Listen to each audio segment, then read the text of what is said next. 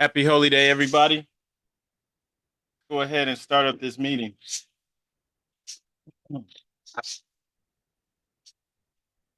Right. All meetings are to be opened and closed promptly according to the Circle 7 and love, truth, peace, freedom, and justice. I want to ask that all who are able to please rise and face the east as we recite the Moorish American prayer, standing facing the east with our heels together and feet at a 45-degree angle, holding up two fingers on the right and five on the left. Please repeat after me. Allah, the Father of the universe, the Father of love, truth, peace, freedom, and justice. Allah is my protector, my guide, and my salvation by night and by day through his holy prophet, Drew Ali. Amen. All right, Islam Moors, I want to announce this meeting is now open. This is the Moorish Science Temple of America, Temple 30, Columbus, Ohio. First and foremost, I rise, giving the highest praise to the Most High, our Father God, Allah, and I extend honors to His holy and divine prophet, Brother Prophet Noble Drew Ali, for bringing us our divine creed and our nationality. Also extend honors to the forerunner, Brother Marcus Mosiah Garvey, for preparing the way for our prophet, and I extend honors to the Moorish and the American flags. I extend honors also to the Charter and its 10 wonders, and I extend honors to the first appointed Supreme Grand Sheikh appointed by the Prophet, and that's our brother E. Millie Ill. I extend honors also to all members of the Moorish Science Temple of America, and lastly, I extend honors to the Office of Supreme Grand Sheikh and Supreme Grand Council of the Moorish Science Temple of America. Islam Moors, let's now read our divine Constitution and bylaws.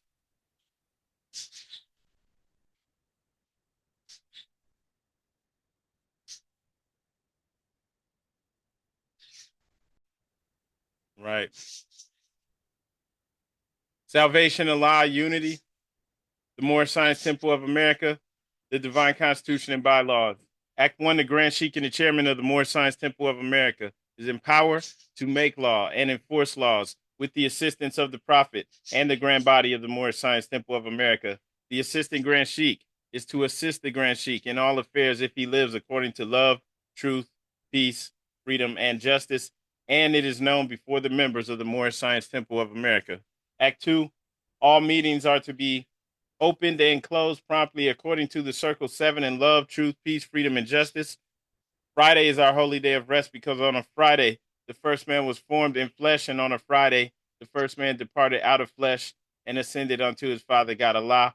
For that cause, Friday is the holy day for all Muslims all over the world. Act 3, love, truth, peace, freedom, and justice must be proclaimed and practiced by all members of the Moorish Science Temple of America. No members to put in danger or accuse falsely his brother or sister on any occasion at all that may harm his brother or sister, because Allah is love. Act 4, all members must preserve these holy and divine laws, and all members must obey the laws of the government, because by being a Moorish American, you're a part and partial of the government and must live the life accordingly. Act 5, this organization of the Moorish Science Temple of America is not to cause any confusion or to overthrow the laws and constitution of the said government, but to obey hereby. Act 6, with us all members must proclaim their nationality, and we are teaching our people their nationality and their divine creed, that they may know that they are a part and partial of this said government, and know that they are not Negroes, colored folks, black people, or Ethiopians, because these names were given to slaves by slaveholders in 1779 and lasted until 1865 during the time of slavery. But this is a new era of time now, and all men now must proclaim their free national name to be recognized by the government in which they live and the nations of the earth. This is the reason why Allah, the great God of the universe, ordained Noble Drew Ali the prophet to redeem his people from their sinful ways. The Moorish Americans are the descendants of the ancient Moabites whom inhabited the northwestern and southwestern shores of Africa. Act 7, all members must promptly attend their meetings and become a partner and a partial of all uplifting acts of the Moorish Science Temple of America. Members must pay their dues and keep in line with all necessities of the Moorish Science Temple of America. Then you are entitled to the name of faithful. Husband, you must support your wife and children. Wife, you must obey your husband and take care of your children and look after the duties of your household. Sons and daughters must obey father and mother and be industrious and become a part of the uplifting of fallen humanity. All Moorish Americans must keep their hearts and minds pure with love and their bodies clean with water. This divine covenant is from your holy prophet, Noble Drew Ali, through the guidance of his father, God, Allah. Noble Drew Ali, founder, Moorish American prayer, Allah, the Father of the universe, the Father of love, truth, peace, freedom, and justice. Allah is my protector, my guide, and my salvation by night and by day through his holy prophet, Drew Ali. Amen. The Moorish Science Temple of America, Home Office of Noble Drew Ali, Home Office, Chicago, Illinois, U.S.A. Islam, peace and love, Moors. Brother Kobe, would you please read our writs?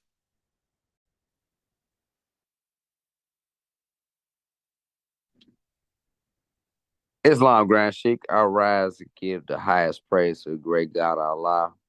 Rise to give honor to the Prophet Noble Drew Ali. Rise to give honor to the forerunner Marcus Messiah Garvey, the harbinger. Intelligence rules the world.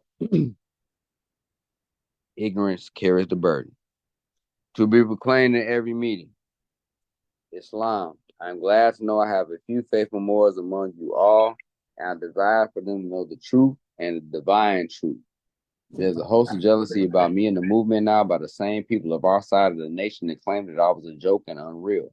But now, since they found out from the government officials and the nations of the earth that this is the only sole foundation that all Asiatics must depend upon for their earthly salvation as American citizens, they are working every scheme that they can to disqualify me so they may take charge of the situation. I have notified all these things to you long ago in the past. It is through the faithful Moors that attribute to the movement and uplifting funds. The ones that pay the divine respects to me and the movement will be remembered. That's why I'm calling upon all faithful Moors to increase their faithfulness to me, your prophet, and your divine Moorish movement.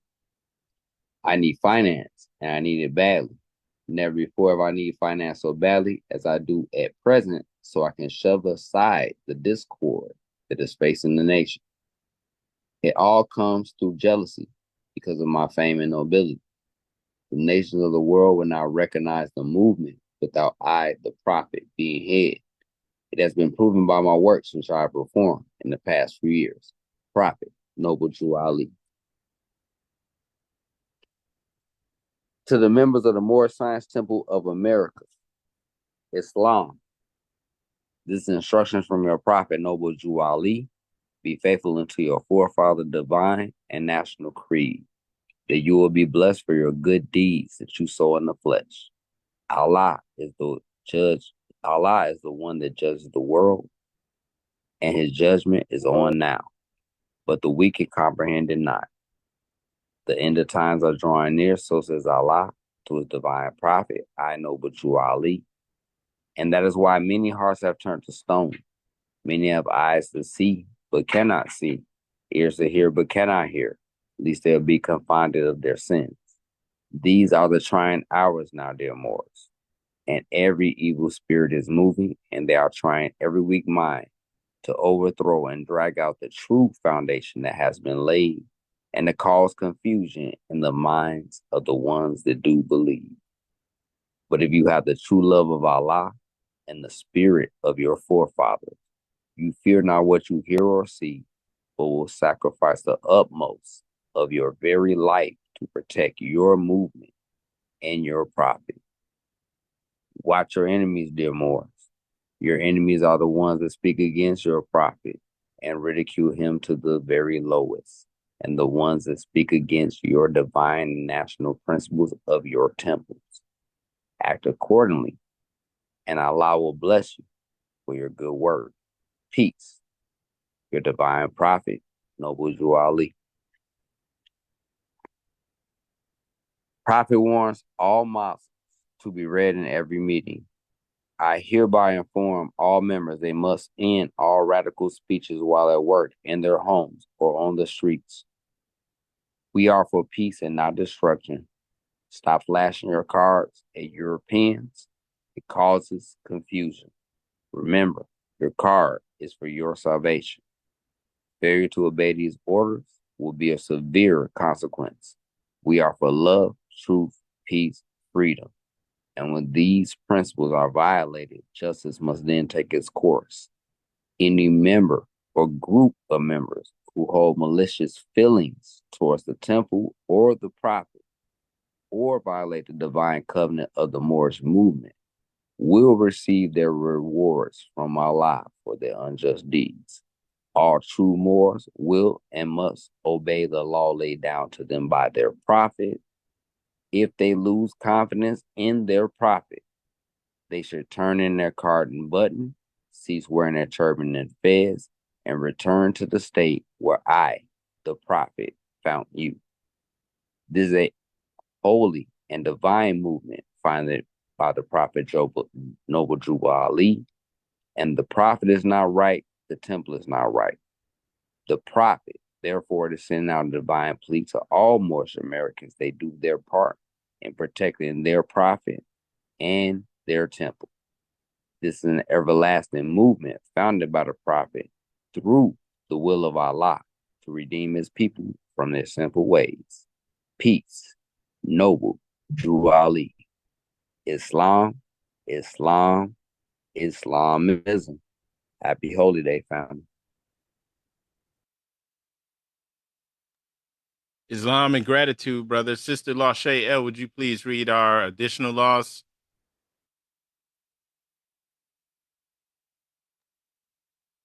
Islam. I rise and give all praise to the great Father God Allah. I give honors to the Holy Prophet Noble Drew Ali. I give honors to the forerunner Marcus Messiah Garvey. I give honors to all Muslims on the call and all Muslims around the world. Questionary and additional laws for the Moorish Americans by the Prophet Noble Drew Ali. Act 1, Grand Sheikhs and governors and heads of all temples, all business. Each said temple must be approved by the Prophet Noble Drew Ali before acting upon by any members, let it be finance, property, or any line of life that will cause the members to sacrifice finance, etc., that will cause the support of any group of members. Any former officer that violates these laws is subject to be removed from his office under a heavy restriction, etc., by the Prophet or the Grand Sheikh. Act 2. All members are to attend their adept meetings and their public meetings promptly. If a member is found standing around on the meeting period, shall be fined 50 cents on the first case, and on the second, he will be fined $1, which will go on your emergency fund.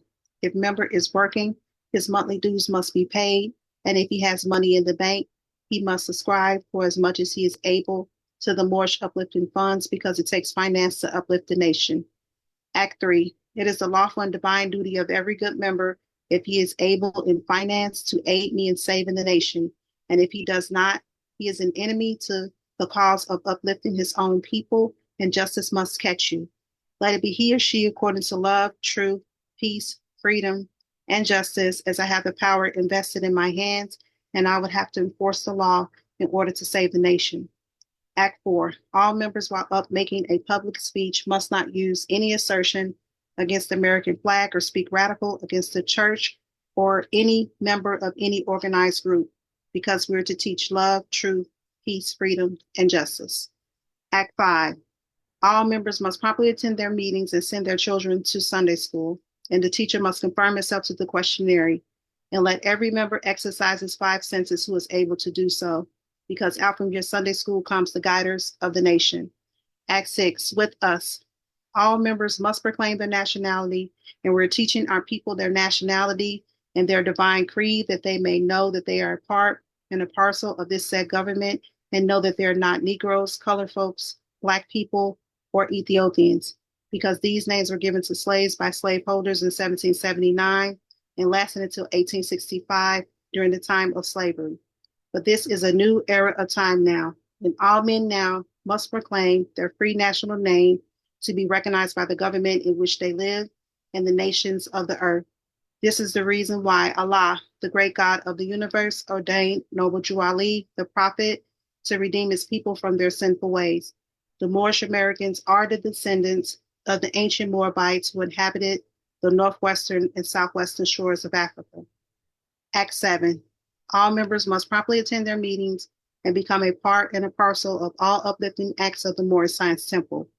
Members must pay their dues and keep in mind with all necessities of the Moorish Science Temple. Then you're entitled to the name of faithful. Husband, you must support your wife and children. Wife, you must obey your husband and take care of your children and look after the duties of your household. Sons and daughters must obey father and mother and be industrious and become part of the uplifting of fallen humanity. All Moorish Americans must keep their hearts and mind pure with love and their bodies clean with water. This divine covenant is from your holy prophet, Noble Drew Ali, through the guidance of his Father God, Allah. Happy Holy Day, Muslims. Peace and love. All right, gratitude, sister. We're going to go ahead and read our divine warning now. A divine warning by the prophet for the nations. The citizens of all free national governments, according to their national constitution, are all of one family bearing one free national name. Those who fail to recognize the free national name of their constitutional government are classed as undesirables and are subject to all inferior names and abuses and mistreatments that the citizens care to bestow upon them.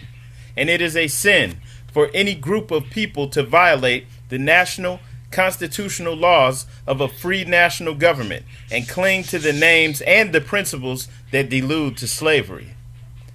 I, the prophet, was prepared by the great God Allah to warn my people to repent from their sinful ways and go back to the state of mind, to their forefathers' divine and national principles, that they will be law-abiders and receive their divine right as citizens according to the free national constitution that was prepared for all free national beings. They are to claim their own free national name and religion. There is but one issue for them to be recognized by this government and of the earth, and it comes only through the connection of the Moorish divine national movement, which is incorporated in this government and recognized by all other nations of the world. And through it, they and their children can receive their divine rights, unmolested by other citizens, that they can cast a free national ballot at the polls under the free national constitution of the state's government, and not under a granted privilege, as has been the existing condition for many generations. You who doubt whether I, the prophet, and my principles are right for the redemption of my people, go to those that know the law in the city hall and among the officials in your government, and ask them under an intelligent tone, and they will be glad to render you a favorable reply. For they are glad to see me bring you out of darkness into light. Money doesn't make the man. It is free national standards and power that makes a man and a nation. The wealth of all national governments, gold and silver and commerce, belong to the citizens alone. And without your national citizenship, by name and principles, you have no true wealth. And I am hereby calling on all true citizens that stand for a national free government and the enforcement of the Constitution to help me in my great missionary work, because I need all support from all true American citizens of the United States of America. Help me to save my people who have fallen from the constitutional laws of the government. I am depending on your support to get them back to the constitutional fold again, that they will learn to love instead of hate, and will live according to love, truth, peace, freedom, and justice, supporting our free national constitution of the United States of America. I love my people, and I desire their unity and mine back to their own free national and divine standard, because day by day they have been violating the national and constitutional laws of their government by claiming names and principles that are unconstitutional. If Italians, Greeks, English, Chinese, Japanese, Turks, and Arabians are forced to proclaim their free national name and religion before the constitutional government of the United States of America, it is no more than right that the law should be enforced upon all other American citizens alike. In all other governments, when a man is born and raised there and asks for his national descent name, and if he fails to give it, he is misused, imprisoned, or exiled. Any group of people that fail to answer up to the constitutional standards of law by name and principles, because to be a citizen of any government, you must claim your national descent name, because they place their trust upon issue and names formed by their forefathers. The word Negro deludes in the Latin language to the word nigger, the same as the word colored deludes to anything that is painted, varnished, and dyed. And every nation must bear a national descent name of their forefathers, because honoring thy fathers and thy mothers, your days will be lengthened upon this earth. These names have never been recognized by any true American citizens of this day. Through your free national name, you are known and recognized by all nations of the earth that are recognized by said national government in which they live. The 14th and 15th Amendments brought the North and South in unit, placing the Southerners, who were at that time without power, with the constitutional body of power. And at that time, 1865, the free national constitutional law that was in force since 1774 declared all men equal and free. And if all men are declared by the free national constitution to be free and equal, since that constitution has never been changed, there is no need for the application of the 14th and 15th Amendments for the salvation of our people and citizens. So, there isn't but one supreme issue for my people to use to redeem that which was lost, and that is through the above statements. Then the lion and the lamb can lie down together in yonder hills, and neither will be harmed, because love, truth, peace, freedom, and justice will be reigning in this land. In those days, the United States will be one of the greatest civilized and prosperous governments of the world. But if the above principles are not carried out by the citizens and my people in this government, the worst is yet to come. Because the great God of the universe is not pleased with the works that are being performed in North America by my people, and this great sin must be removed from the land to save it from enormous earthquakes, disease, etc. And I, the prophet, do herein believe that this administration of the government, being more wisely prepared by more genius citizens that believe in their free national constitution and laws, and through the help of such classes of citizens, I, the prophet, truly believe that my people will find the true and divine way of their forefathers and learn to stop serving carnal customs and merely ideas of man that have never done them any good but have always harmed them.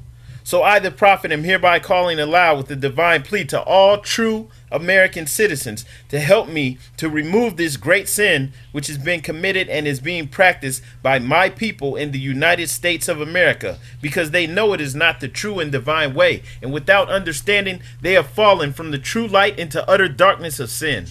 And there is not a nation on earth today that will recognize them socially, religiously, politically, or economically, etc., in their present condition of their endeavorment in which they themselves try to force upon a civilized world.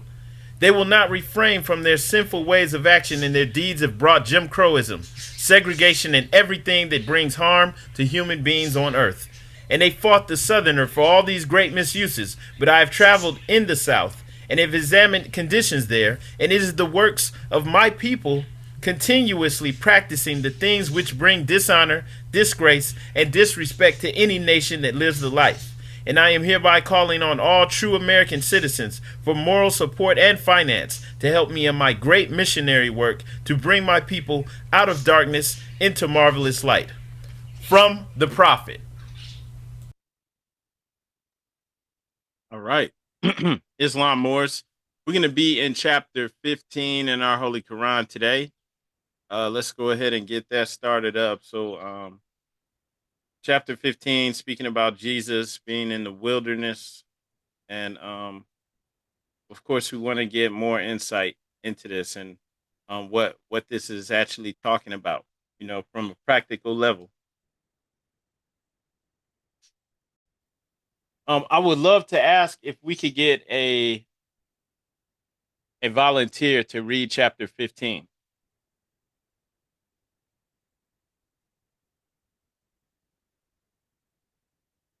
Can we get a volunteer to read chapter 15?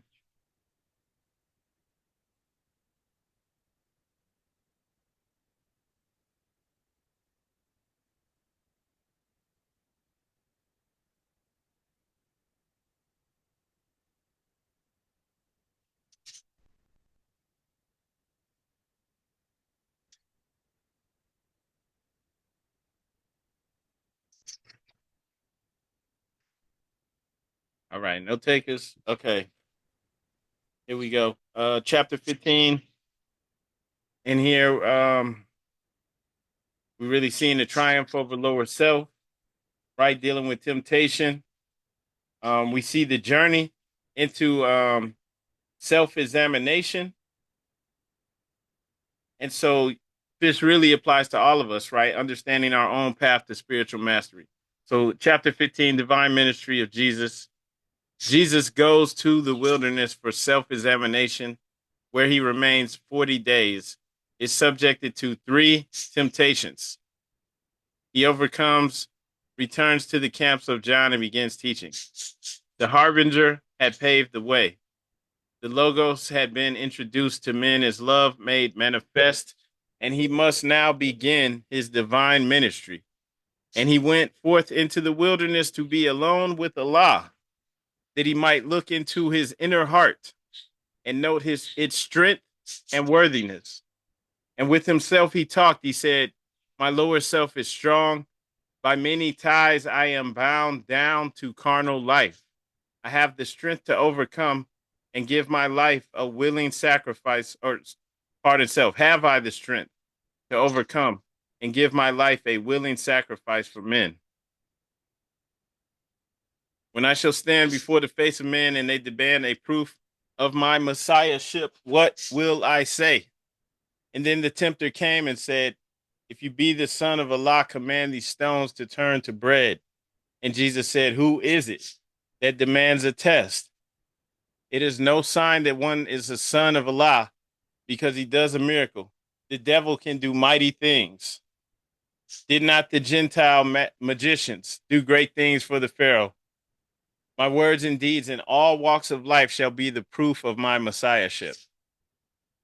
And then the tempter said, if you will go into Jerusalem and from the temple pinnacle cast yourself down to earth, the people will believe that you are the Messiah sent from Allah. This you can surely do. For did not David say, he gives his angels charge concerning you, and with their hands will they uphold, lest you shall fall. And Jesus said, I may not tempt the Lord my God, Allah. And then the tempter said, look forth upon the world. Behold its honors and its fame. Behold its pleasures and its wealth. If you will give your life for these, they shall be yours. But Jesus said, away from me all tempting thoughts. My heart is fixed. I spurn this carnal self with all its vain ambition and pride. For 40 days did Jesus wrestle with his carnal self. His higher self prevailed. He then was hungry, but his friends had found him and they ministered to him.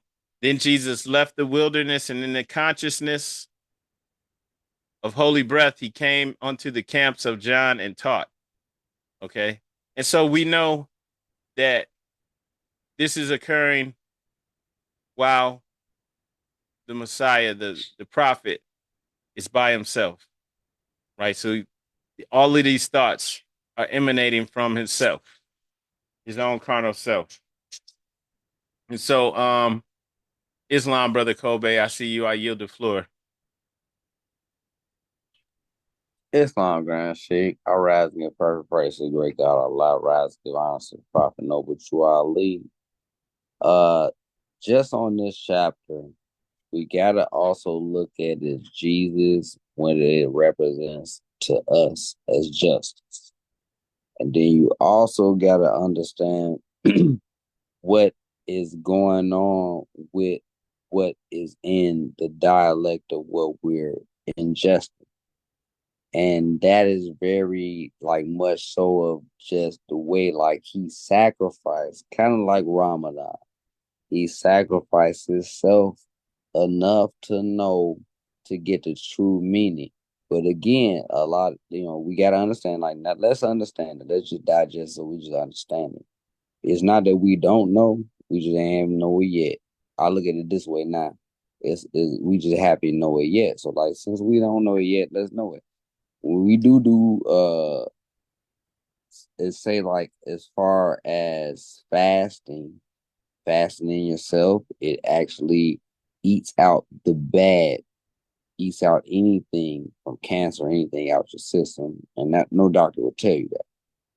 But that's what Jesus was going through in this chapter. So in that aspect, I looked at it and with my five senses put it to where he had to put himself to where I had to really let go of the carnal self and then understand myself, which is also prayer. To when you look at it as prayer being you pray for something and then you meditate to listen. Islam, I yield the floor. Islam, brother. Gratitude for building, and yeah, definitely. Thanks for drawing the parallel too with Ramadan and just fasting in general, right? So when we go through this, we're wrestling with ourselves, to actually to work to connect to our true source.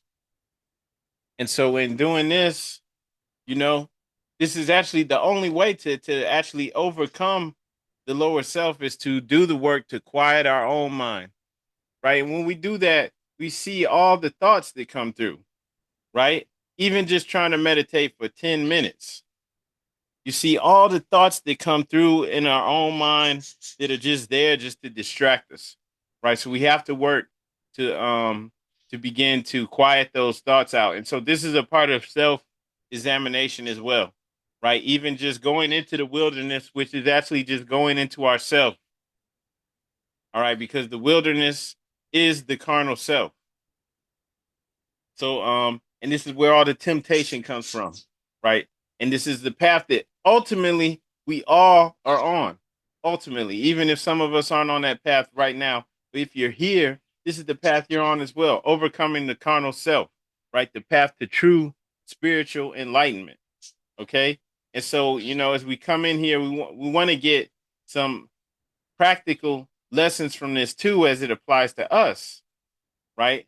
So that whole self-examination thing, the mastery of the lower self, that's necessary for spiritual progress. There's no way around it. And that journey that Jesus is going through, that's depicted right here for us in the wilderness, remember, that symbolizes the inward journey that each of us has to take to conquer our own weakness, right? Our own lower self. This is how we connect to the divine, by going within. So just once again, it's not even talking about going out anywhere. It's always an inward journey. Just going to verse 1, the harbinger had paved the way. The logos had been introduced to men as love made manifest, and he must now begin his divine ministry. So John the Baptist, the harbinger, prepared the world for the coming of Jesus. The logos, which means the logos is the divine word or the reason. All right. And remember, though, all of this stuff represents things inside of us. So the logos or Jesus is representing Christ consciousness. Okay. So the way that most of us were taught growing up, there's some Jesus over there, out there, Messiah is going to return and all that stuff. But in actuality, that's you. That's supposed to be you. We're all supposed to elevate to that because it's representing Christ consciousness. Right. And that's a divine principle that brings love and wisdom into action, making it real, right? Having an impact. This is how we uplift fallen humanity. We uplift ourselves, and by our thoughts, deeds, and actions, our actual way that we live our life, we uplift fallen humanity. We impact others. Our light begins to spread to others. All right. And so in this first lesson, though, that very first verse, it teaches the importance of preparing and laying a spiritual foundation, right? Before we go to do any task, before we go to do the work, to do the divine task, right? Before we begin the divine ministry, right? So there's no running in here, jumping in here. Yeah, I'm the master. I got it. I read a couple things. No, we must do the work on ourselves. And he went forth into the wilderness to be what, at a party? What did he go into the wilderness to do? To be alone with Allah. Okay? This is what verses 2-5 is telling us, right? The wilderness is the trials and the tribulations just of life. And then going inside that, for inner reflection. So he's preparing himself. Jesus is preparing himself spiritually by confronting his own lower self. And then the lower self just represents our own carnal desires, our ego, and our worldly attachments. So it's something that we all must do. All right. And then in our own lives, we have to create time to be alone with Allah. We all have to. This is what we've been talking about lately, right? Something that we probably should say at least every time we meet and get together, just to make sure that it's understood. Okay, as Moorish American Muslims, we have to pray ideally every day. You know, I've been saying at least on Holy Day, but we want to do even more than that. Ideally, we want to work up to doing this throughout the day. Okay, at least once, ideally 3 times. And when I say pray, or when we say pray here, we're talking about praying. We're talking about also meditating. When we're meditating, we're quieting the mind as Jesus is doing, quieting the mind so that we can connect to Allah, so that we can hear the still small voice. Okay? We're not yapping. We're not running the mouth. We're trying um to to lessen the distractions, the distracting thoughts coming from our own mind. Okay? And so this is something now to apply these lessons now. Remember, he went forth into the wilderness to be alone with Allah. Now with us, we must create that time in our own lives. We have to create that time, that space to be alone with Allah for self-reflection. And then also confronting our own inner weakness, our own inner weaknesses, right?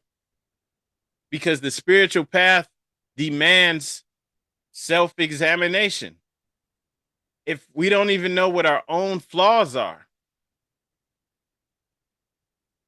we don't even know where we're weak at, right? It could be food. It could be all types of things, right? If we don't even know who we really are and where we're weak at, then we definitely probably don't know our strengths either. But, you know, we don't even know what we're tempted to doing is destroying ourselves if we're not paying attention to that. Islam, Brother Kobe, I yield the floor. Islam Grand Sheikh, I just wanted to camel back on that. What the prophet was writing in certain literature when it comes to knowing your lower self, knowing your cardinal self.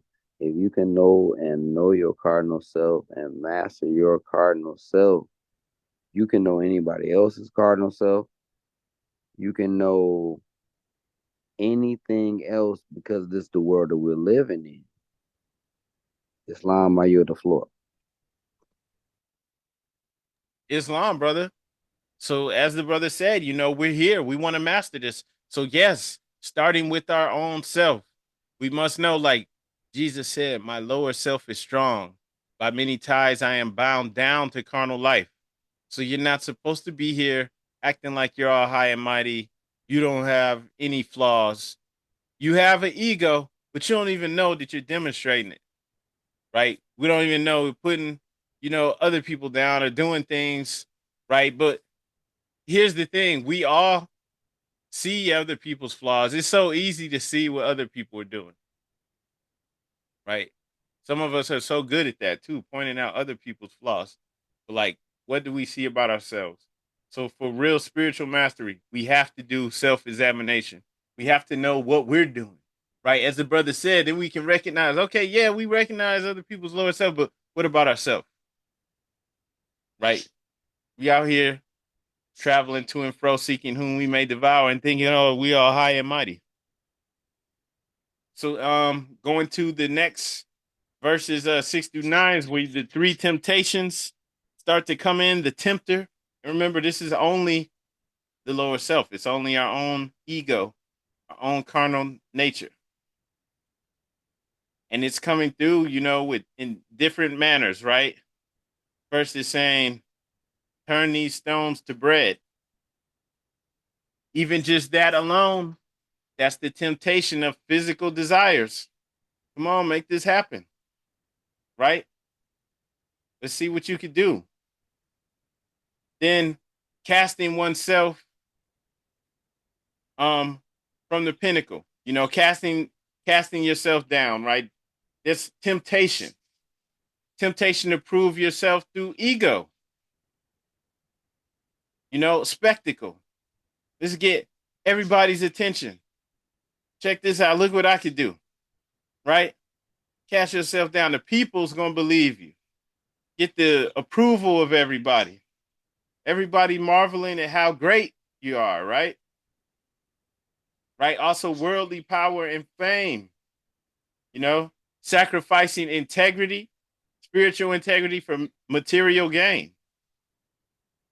And these are very real. I always tell everyone to get a copy of the Fillmore's Bible, Metaphysical Bible Dictionary. When you look in there, stones actually represent hard thoughts or fixed beliefs. All right. Jesus' refusal then to turn those stones into bread, that shows that spiritual nourishment cannot come from satisfying carnal desires. Right? It comes from higher wisdom. We must raise our thoughts up to infinite wisdom, right? So we're not going to get the real spiritual nourishment from satisfying these carnal desires. So we have to resist the temptation to satisfy lower impulses, all at the expense of spiritual growth.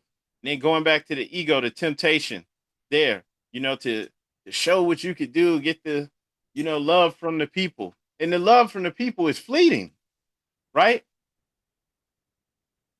But the ego knows how to appeal to us because it is us, right? What's the devil's name? Self, lower self. So the temptation to leap from that temple is challenging Jesus to prove his divinity through a miraculous display. And Jesus flips it, teaches that the spiritual strength is not about proving one's worth through material feats, but through quiet inner discipline. Inner discipline, right? We don't have to do this. That's not the way it's done. Inner discipline meaning staying the course too, not just doing the right thing once, right? Being disciplined, sticking to it, doing it all the time. All right, making it a way of life. Another parallel, if we go into the Quran, let's go into the Holy Koran. Mecca, hang on. I'm going to go to Surah 2, Ayat 286. Hang on.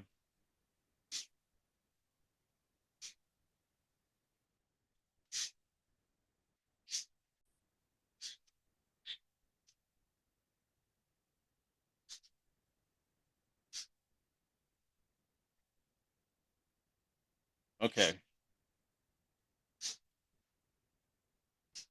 All right. Here it says Allah does not charge a soul except within that capacity, within its own capacity. Another translation says Allah does not burden a soul beyond that it can bear. Right. Just as Jesus here he didn't need to test Allah. We have to trust in the divine order without demanding proofs. Right? So Allah doesn't put more on us than we can bear. And there's no need for us to prove any, test or, demands or, to show what we can do. Just going back to that true spiritual mastery lies in that quiet confidence in Allah. It's not improving our worth to others. All right. See, moving forward, verses 13 through 15, speaking about the wealth and the fame. Okay. What's this? This is what it's all about today. Being famous, being popular. So Jesus totally rejected worldly pleasures, power, and fame. And in doing so, he's reaffirming the superiority of the higher self over materialism, right? Because higher self is truth, right? It's one with the law, so it's truth. All of this other stuff is falsehood, is not. It will pass away. It's fleeting. So that carnal nature, the carnal self that Jesus is going to spurn with all its vain ambition and pride, that's the ego. And it's only seeking personal gratification, fame, external validation. And the higher self is the divine spark within each of us, and it's connected to Allah and eternal truth. People that seek this love, this acceptance, red carpet treatment, they want to be loved and adored by all of these people. It's because they don't take any time to connect to their source. They're only entertaining their carnal self, vain ambition and pride. I want love from everybody. I want people to adore me. I want people to respect me. All of these things are fleeting because you see what happened to P. Diddy, right? In the blink of an eye, it could all be over. But I want all of this. I want the people to love me. And now, even people that's not famous, I want people to love me. I want to have all these followers on the internet, right? That's all lower self. Okay? Because when we take the time, even just taking quiet time, 10 minutes a day to meditate. If you do that just once a day, that's over 365 times, right? In a year. If you're doing it 3 times a day, though, at least, that's nearly 1,000 times in a year. So I'm saying this for a reason, because even just doing the 10 minutes, to meditate, if you're doing that 3 times a year, that means you're getting in almost 1,000 reps of meditation throughout the year. Now, the first time or first few times you meditate, right, nothing's happening really. You're just, if you're doing it right, maybe you're counting your breath so that you're not thinking about all this other crazy stuff.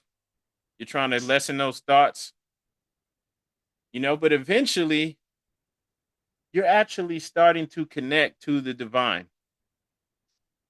And when we're doing this quiet time, when we're going into the wilderness to be alone with Allah, when we're quieting our mind, and especially doing this 3 times a day, right?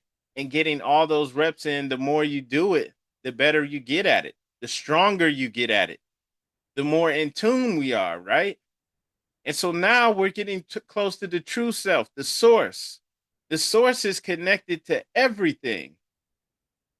So when we do this quiet time, to be alone with Allah, it opens us up in so many ways, so that now this is all lower self. That there's no need to desire, to want to be loved and respected by all of these people.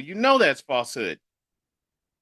It's falsehood because what is truth and what is not. What is truth and what's falsehood. Because you're actually connecting to it. All right? That's what I'm saying, especially for us as Moorish American Muslims, this prayer, this meditation, it has to be a part of our life. Ultimately, if we're not doing this and taking this seriously and saying, okay, you know what? I'm going to, start off meditating maybe once a day, but I'm working my way up to doing it 3 times a day, and I'm going to make this a regular thing. If we're not doing that, eventually people are going to start getting burned out. You're going to get tired of hearing this stuff and just get burned out, because you're not going to know that this is real. All right. So we're not just saying this just to say something. This is real. Please do this. Please do this, but only for your own good. Right? It's not like anyone's paying us to tell people this stuff. It's it's in here because this is the truth. So we want to go within and begin to quiet our mind, right? And we want to, with this whole thing with Jesus, resisting the temporary lure of material gain, right? Focusing on the eternal spiritual treasures which are within. The only way we can access is to go within. So for 40 days, did Jesus wrestle with who? With his carnal self. That 40 days is symbolizing a complete period of testing and transformation. Testing himself and transforming. And then the spiritual victory shows that the higher self can and will prevail with steadfast commitment. So just going back again to spiritual discipline, being disciplined, it does pay off. We all want to know that there's something in it for us, that there's a payoff, right? And the payoff is that this does work. All right. Now the spiritual is unseen, so you're not going to see what the payoff is. But when you do it, you get the real benefits, right? You know what that is about, but yeah, we just muted it. Okay. So only way to access that is by going within and then making this a daily spiritual practice, discipline. Okay.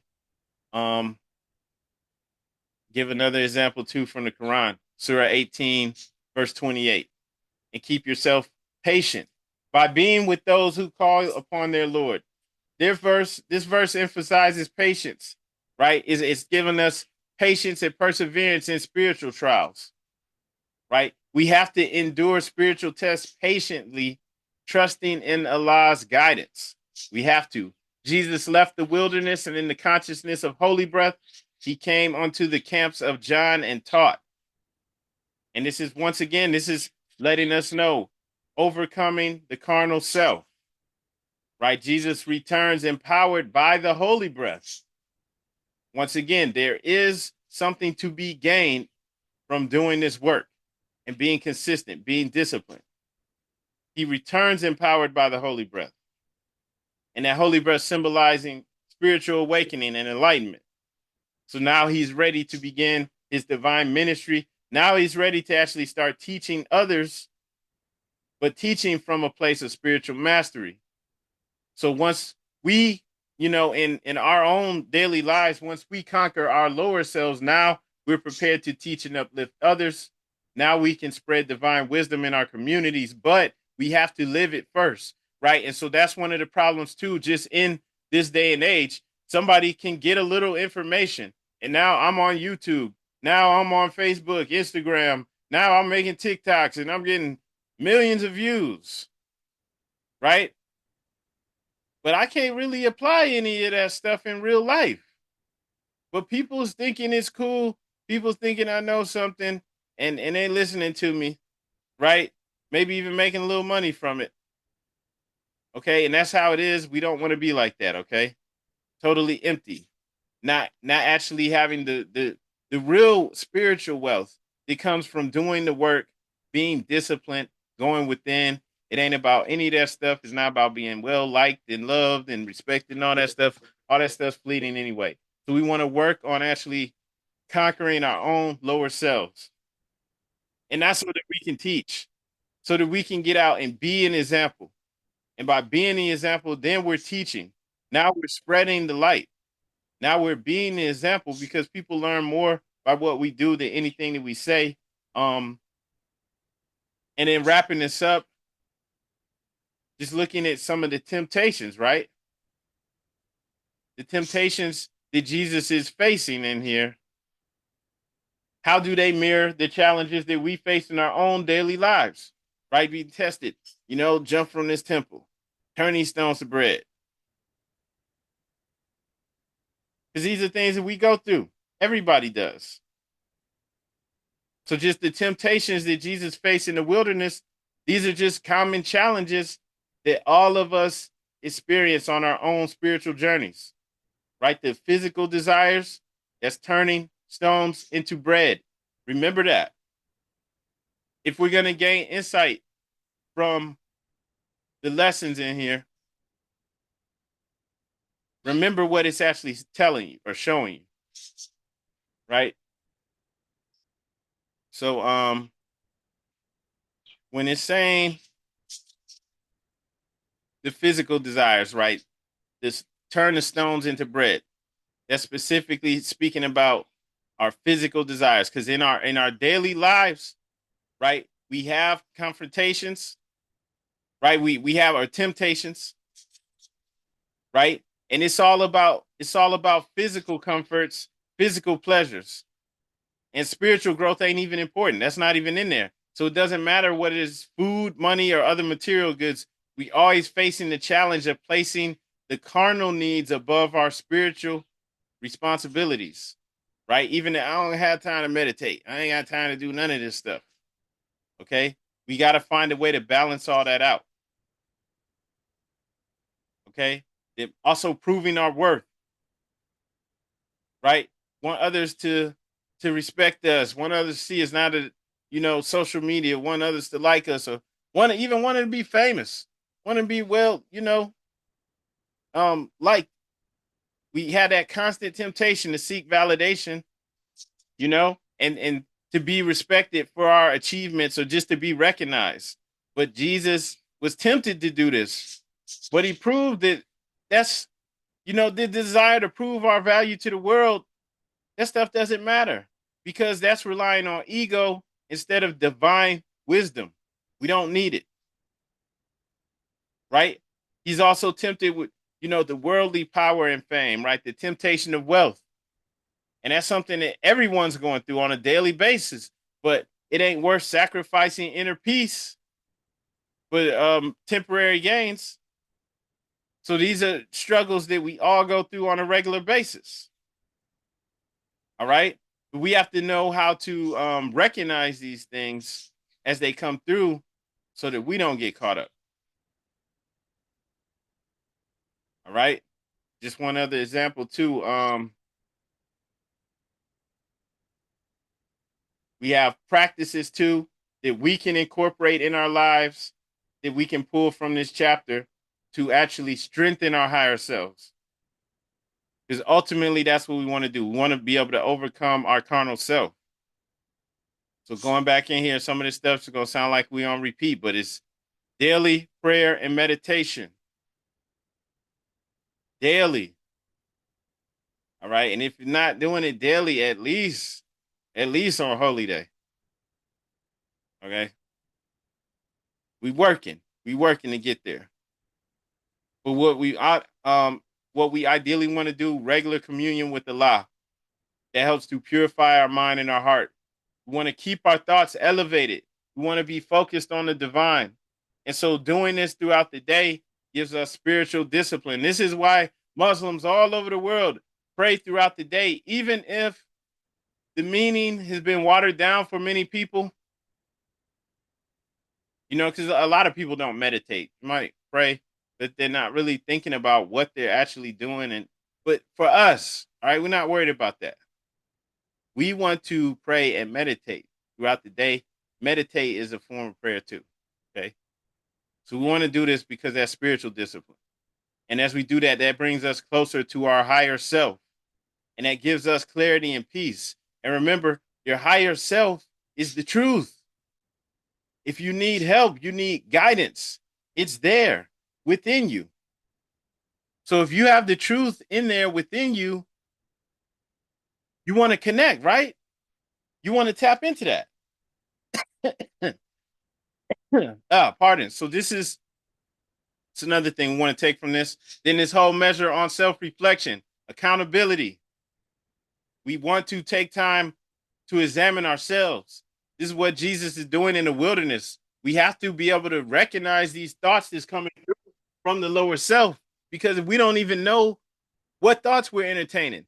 We're doing stuff and we don't even know we're doing stuff from the lower self. This is what ego is telling you to do. Right? And so there's several ways we could do it. I mean, quiet time, meditating, just doing that. You're going to hear all types of thoughts coming through your head.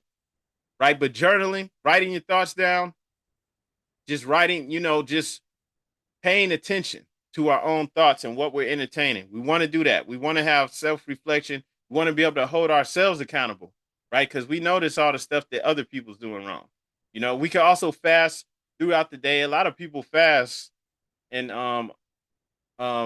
like they only eat 6 hours throughout the day. They're fasting 18 hours, and that's including sleep.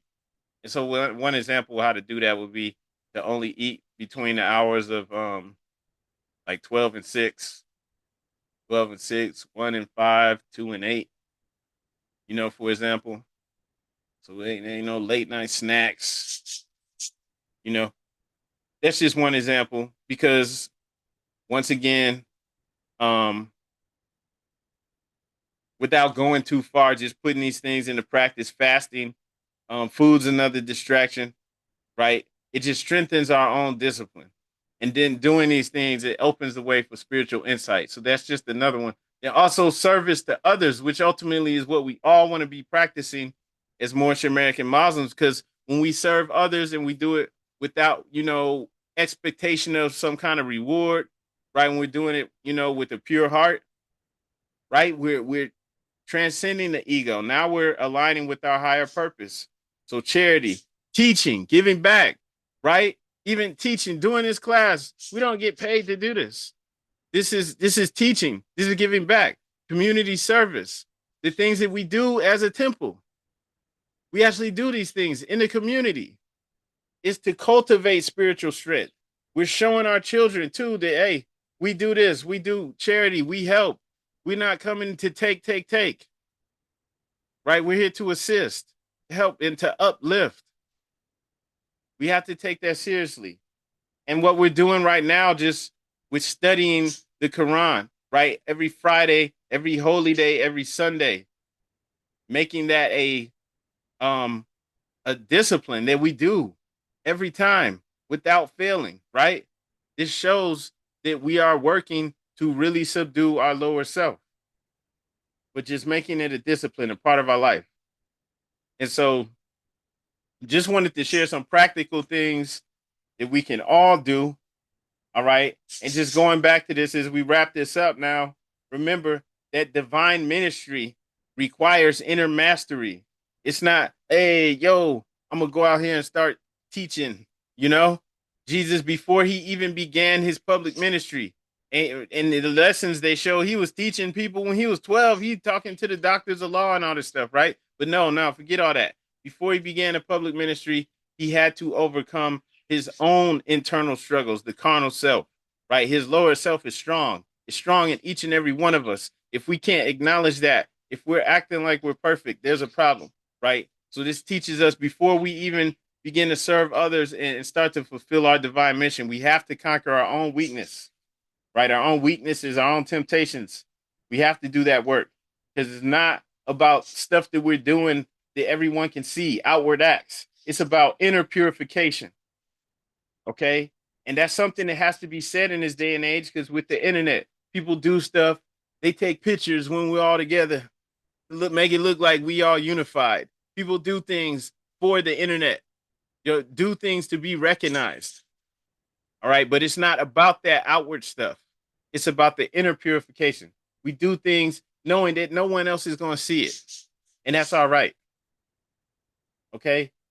And teaching through example, right? Jesus responded to the tempter in verse 9, my works or my words and deeds in all the walks of life shall be the proof of my messiahship, right? So spiritual authority is not demonstrated through outward acts. It's demonstrated through consistent actions. It's not these big grand gestures. It's not these big shows and things that we put on for people to see, right? So the divine ministry is really about embodying divine principles in daily life. So we want to really live off of our divine principles of love, truth, peace, freedom, and justice. So showing love, wisdom, and compassion throughout our life. That's how we do this. That's how we uplift through examples. And that's something that, for all of us to internalize. Remember, it's about living the example, being it, right? Jesus' life is the ministry. Jesus' life is the example. Okay. And so that's one thing that we want to all take in. And on that note, okay, go ahead and go into the closing of the meeting. But before we do that, I will open up the floor to questions. If there are any questions, Morris, please feel free to speak up.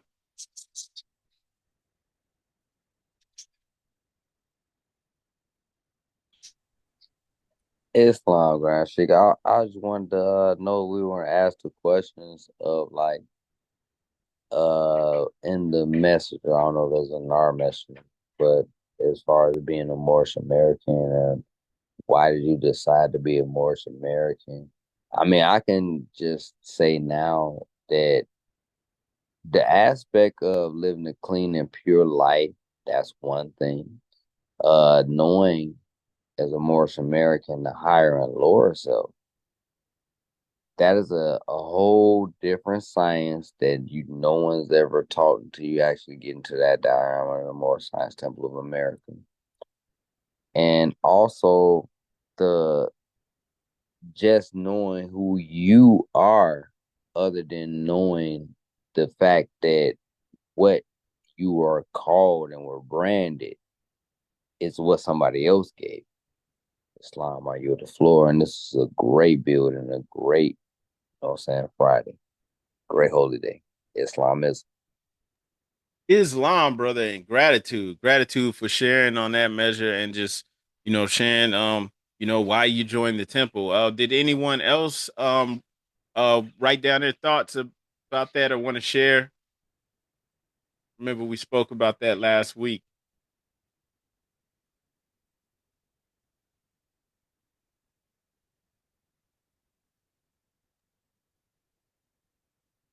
All right, Islam, let's keep things moving.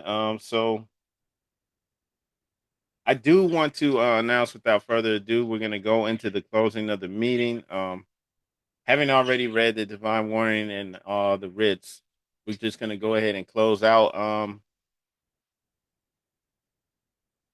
Before we do that, I just want to put the call out there for anyone that would like to assist us in the great work of uplifting fallen humanity.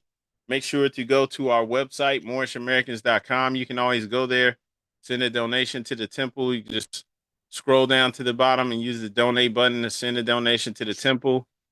Also, if you're ready to join, proclaim your nationality, use the contact button to reach out to us. You can fill out the form or call the phone number on there. All right. And on that note, Morris, we're going to go ahead and close things out. All meetings are to be opened and closed promptly according to the Circle 7 in love, truth, peace, freedom, and justice. I want to ask that everyone who is able to please rise and face the east as we recite our closing prayer.